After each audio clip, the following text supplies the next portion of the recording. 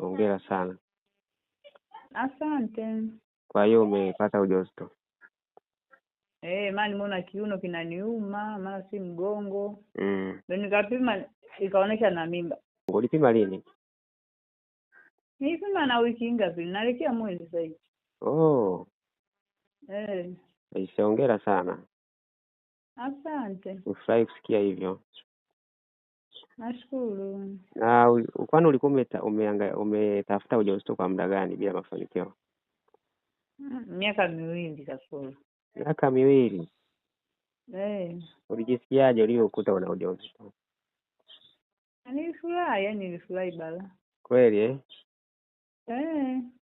Okay, jambo jema. Mimi mwenyewe nimefurahi kusikia hivyo. Kweli nashukuru. Ndio. Asante sana. Mungu anijalie wa kiume, ndafurahi. Kweli na utafanikiwa.